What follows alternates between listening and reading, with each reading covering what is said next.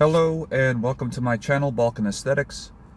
In today's video, I'd like to discuss what God means when He tells us to love our enemies. And the best way I can illustrate this for people is to look at a relationship between a father and the son, right? Say, for example, you're the father and the son is your enemy, right? So, I can't say this from the perspective of being a father because I'm not, but it's a good example to illustrate what God means when He says to love your enemies, right? So take a relationship between a father and a son, right? In a normal, healthy relationship, a father wants what's best for his son, right? He gives him poignant advice. He tells his son what he needs to know about life, how to live his life correctly, right? He gives his son wisdom. He teaches him lessons on life so that his son doesn't make the same mistakes he did, okay? It's always a positive intention behind his actions toward his son, right? He doesn't deride his son. He doesn't insult his son. He doesn't cruelly punish his son when his son does wrong, right?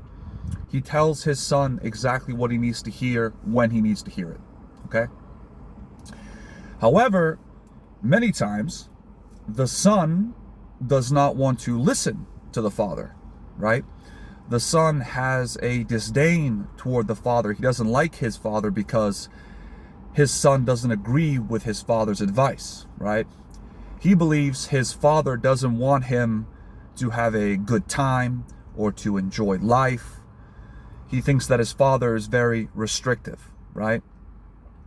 And because of that, the son ends up resenting his father, and the two come to blows, right?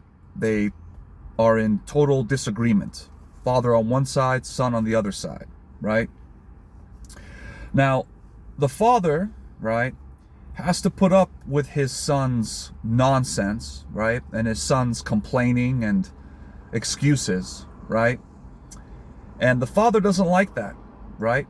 In fact, the father hates that his son doesn't take his advice. He hates that his son disobeys him when he tells him what to do, right? It doesn't mean the father doesn't love his son. He loves his son, right?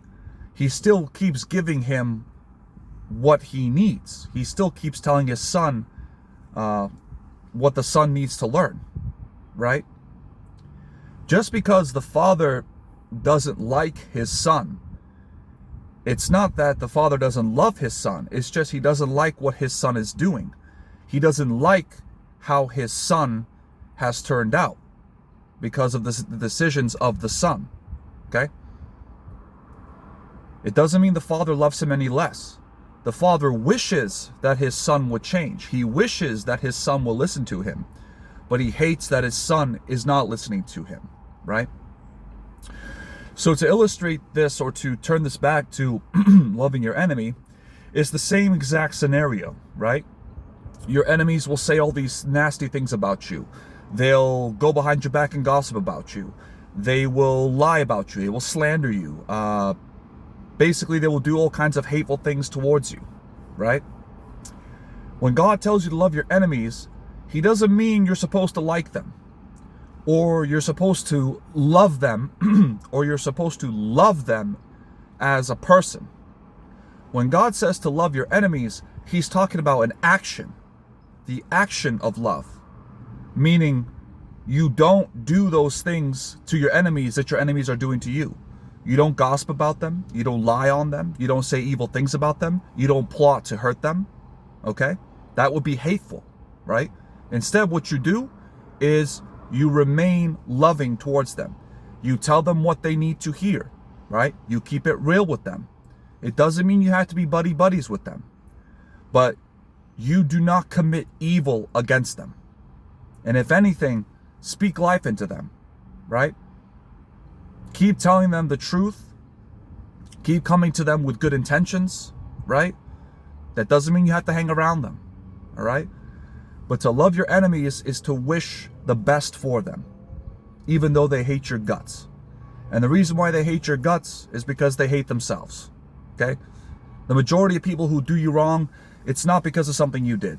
It's because they see your light, right?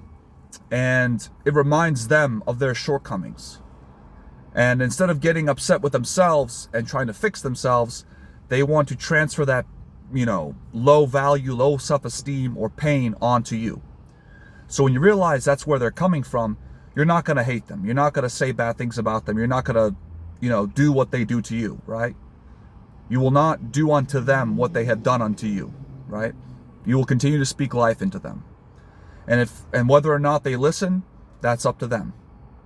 So yeah, just look at it as a relationship between a father and a son, right? It doesn't mean you have to like these people. In fact, disliking them's not wrong. But you don't do them wrong with your actions. You still do right by them, even though they don't appreciate it. And one day, they're going to have to answer to God themselves personally, and that's their problem. But you did your job. You did your job. So, yeah. That's all I got for this video. If you want to give it a like, go ahead. If you want to subscribe, please do so. If you want to make a comment for any future video you'd like me to do, I'd be happy to oblige. And as always, God gets the glory. See you in the next video. Bye.